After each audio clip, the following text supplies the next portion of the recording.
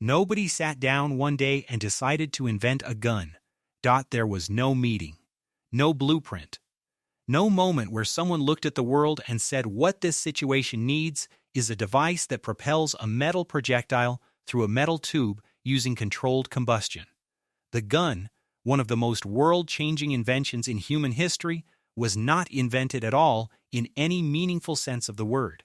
It was stumbled into, piece by piece, accident by accident, over the course of several centuries by people who were almost always trying to do something else entirely. And the chain of accidents that led to the modern firearm starts with a group of Chinese alchemists who were trying to live forever. In the 9th century AD, during the Tang Dynasty, Taoist alchemists were obsessed with one problem. They believed that somewhere in the natural world there existed a combination of substances that, when prepared correctly, would produce the elixir of immortality, a medicine that would stop aging, something that would make human beings stop dying. This was not a fringe belief. It was the most serious scientific pursuit of the era. The most educated men in China were spending their careers on it. They experimented with everything: mercury, arsenic, lead, copper compounds, minerals, plants, and a crystalline white substance called saltpeter, what we would now call potassium nitrate, which formed naturally on the walls of caves and in certain soils.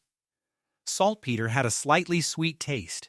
It appeared to have medicinal properties. It was a completely reasonable candidate for an ingredient in something miraculous. The alchemists had also been working with sulfur and charcoal for years. These were common ingredients in various preparations. At some point, nobody recorded exactly when or how someone mixed saltpeter with sulfur and charcoal in the wrong proportions near an open flame. The mixture did not produce the elixir of immortality. It produced a violent flash, a loud bang, and almost certainly a fire that destroyed something important. An ancient Chinese text from around 850 AD contains what may be the most understated warning in the history of science. It cautions alchemists against mixing these three particular substances, because some who had done so had set their hands and faces on fire and burned down their laboratories. That accidental mixture was gunpowder.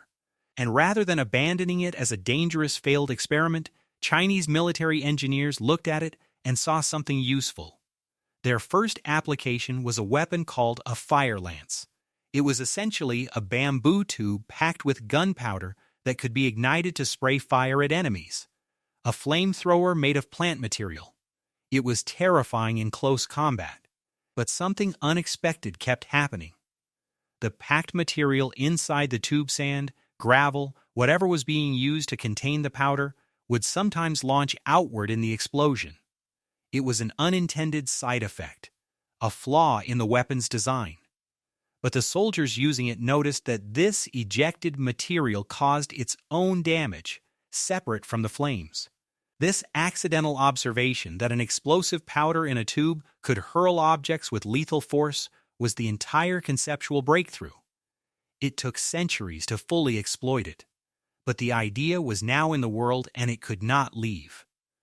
By the 10th and 11th centuries, Chinese engineers were experimenting with metal tubes instead of bamboo.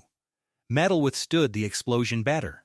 It could be aimed more precisely. It could be made smaller. By around 1000 AD, the first devices that would be recognizable to a modern person as a firearm were being used in Chinese warfare: crude metal tubes, ignited by hand, firing stone or metal projectiles. The Mongol Empire did what it always did with the technologies of the civilizations it conquered. It absorbed them, standardized them, and carried them across continents. As Mongol forces swept westward through Central Asia and into the Middle East and Europe in the 13th century, they brought gunpowder technology with them. By the time it arrived in Europe in the early 1300s, engineers there were ready to develop it further. Early European firearms were inaccurate, slow to reload, and as dangerous to their operators as to anyone standing in front of them. But European engineers were obsessive about improvement, and each improvement came from a different direction. The flintlock mechanism, which used a striking flint to create a spark that ignited the powder, solved the problem of always needing a lit match at hand. A Scottish minister named Alexander Forsyth, who enjoyed duck hunting, found that his birds were flying away when they saw the spark of his flintlock before the bullet arrived, and he spent years developing a percussion cap system that eliminated the visible spark. He was trying to improve his hunting. He invented one of the most important mechanisms in firearm history. The self-contained cartridge brass case, powder, and projectile in a single unit came from a French gunsmith in 1847 who was trying to simplify the loading process.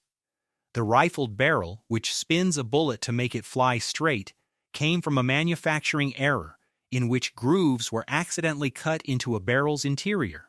And the guns that came out of that workshop hit targets with astonishing consistency compared to everything else available. Each person in this chain was solving a specific small problem. A fire hazard. A reloading inconvenience. Ducks that heard the spark. A batch of barrels with a manufacturing defect that turned out to perform better than the ones made correctly. Nobody in this story invented the gun.